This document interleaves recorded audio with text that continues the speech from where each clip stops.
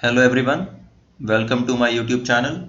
Today we will start a new chapter which is data file handling.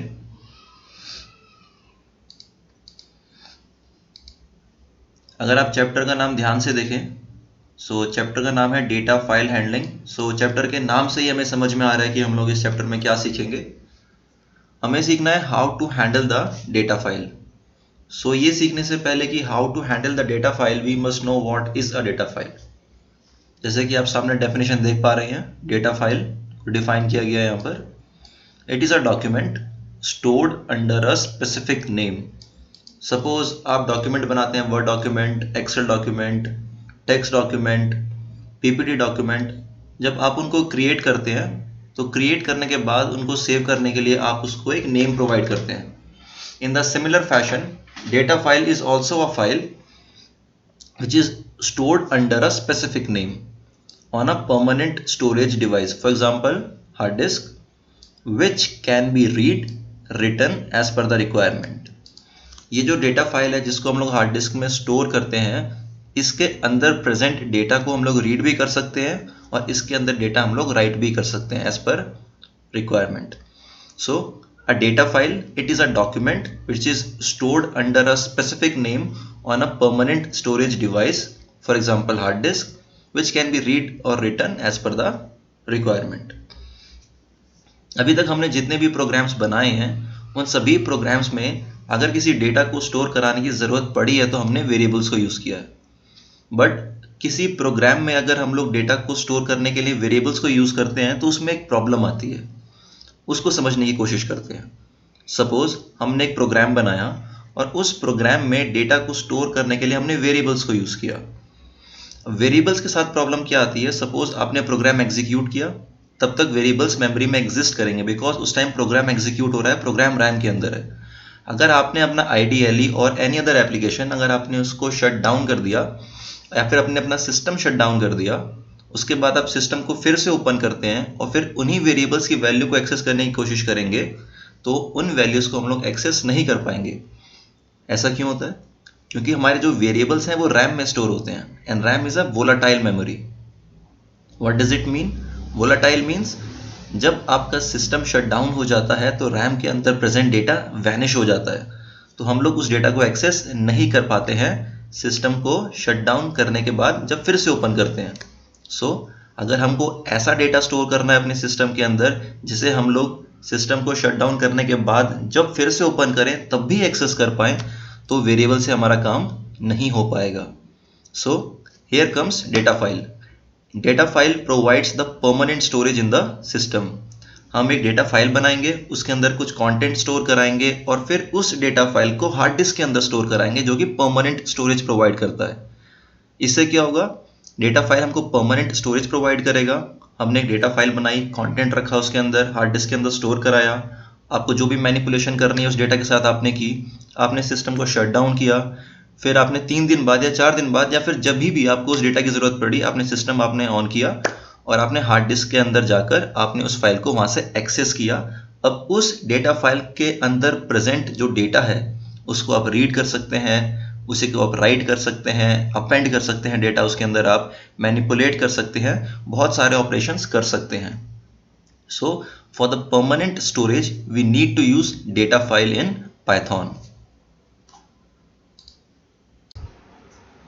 इतना clear है? आगे चलें। Now the next topic is the data files can be stored in 3 ways. Data files को store करने के हमारे पास 3 तरीके हैं। First is text file, second is binary file and last is CSV file. Text file देखते हैं पहले। It stores data in ASCII format. Text file में हमारा डेटा ASCII फॉर्मेट में सेव होता है और आप ये भी कह सकते हैं कि टेक्स्ट फाइल में हम लोग कैरेक्टर फॉर्म में डेटा सेव करते हैं and each line of text is terminated with a special character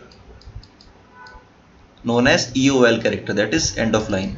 text file में क्या होता है? हम कैरेक्टर फॉर्म में डेटा स्टोर करते हैं और हर एक लाइन के बाद एक स्पेशल कैरेक्टर होता है which is known as EOL character, end of line character, जो ये सिग्निफाई करता है कि एक लाइन का एंड हो चुका है।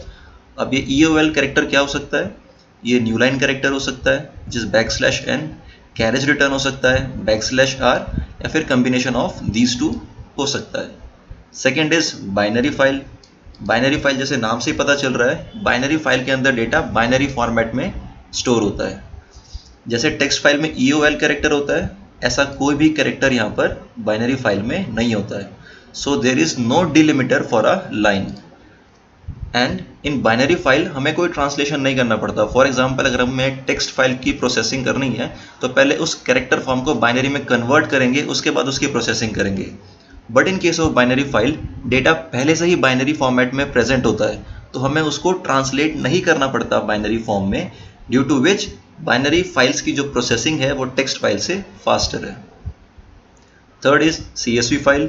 फुल फॉर्म है इसका comma separated values which allows data to be saved in tabular format, और इसका एक्सटेंशन .csv होता है।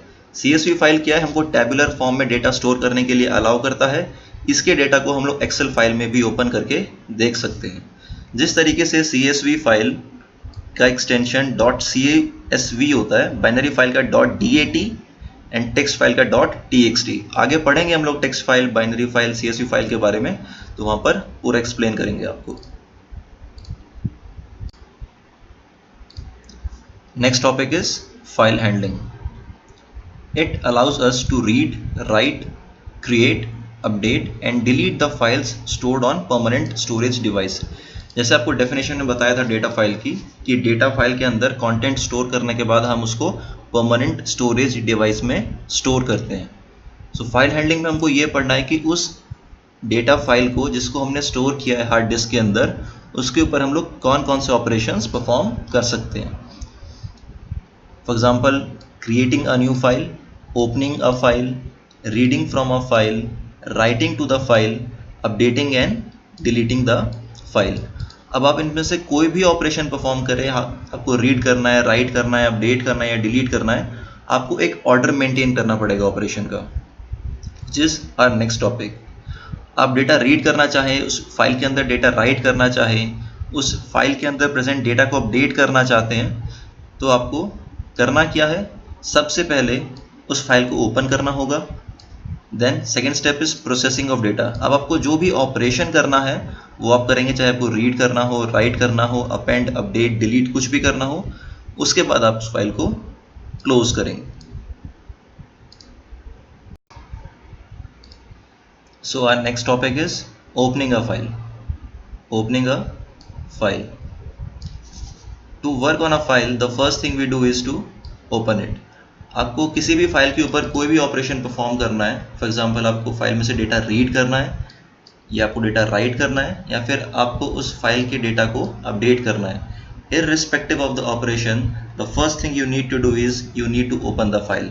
आपको फाइल के ऊपर कोई भी ऑपरेशन करना है, सबसे पहले आपको फाइल को ओपन करना पड़ेगा। फाइल को ओपन कैसे करते हैं, उसका सिंटेक्स गिवन है यहाँ पर।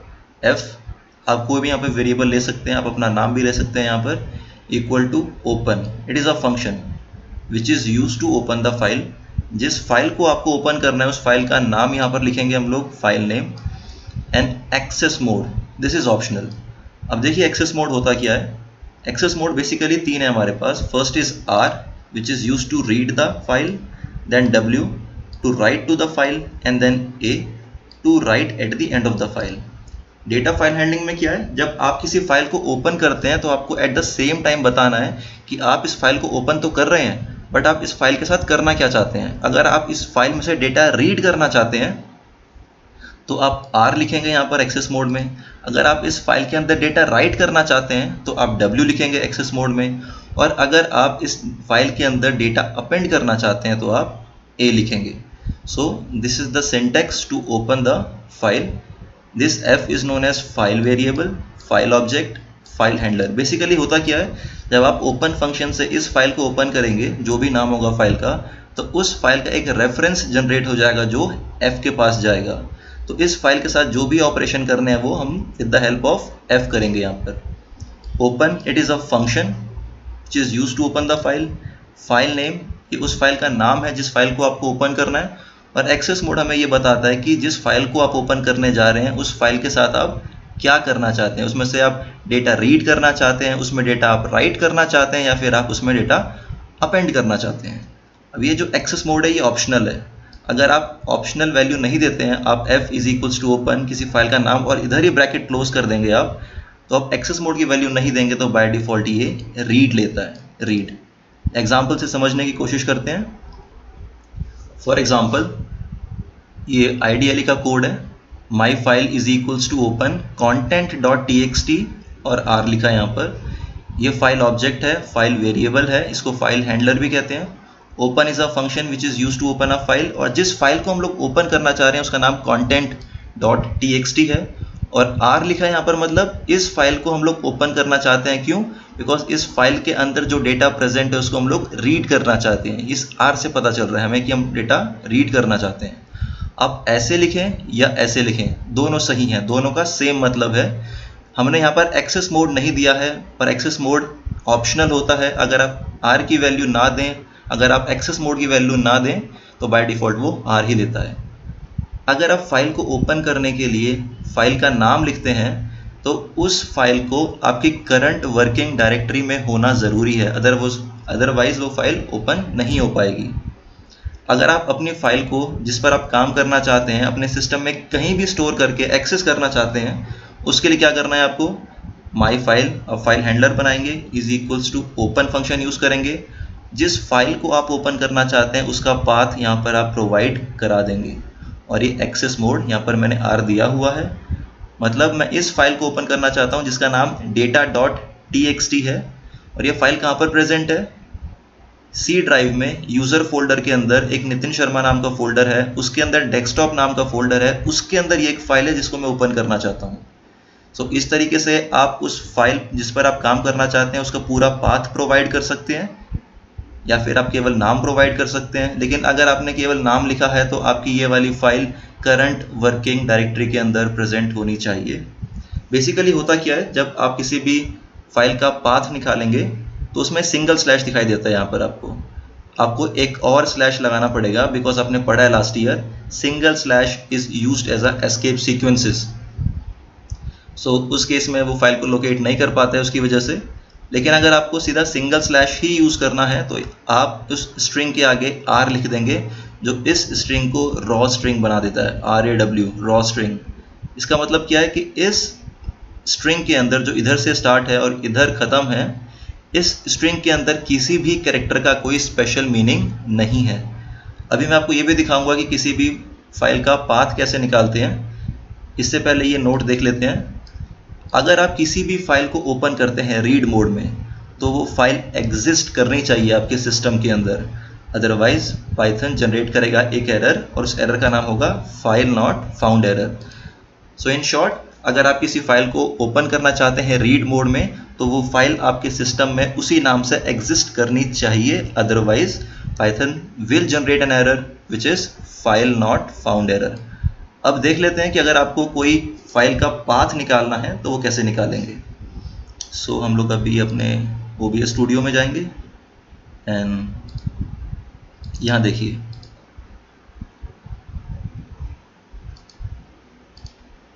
यहाँ पर हम लोग एक फाइल बनाएंगे, टेक्स्ट डॉक्यूमेंट। सपोज मैंने इसका नाम रखा content.txt, कंटेंट रखा है, .txt एक्सटेंशन है। मुझे इस फाइल का पाथ निकालना है कि ये कहाँ पे स्टोर है। करना क्या है, आपको राइट क्लिक करेंगे इसी के ऊपर, प्रॉपर्टीज़ में जाएंगे, और प्रॉपर्टीज़ में जाने के बाद आप यहाँ से इसका लोकेशन, यहाँ से पाथ कॉपी कर सकते हैं।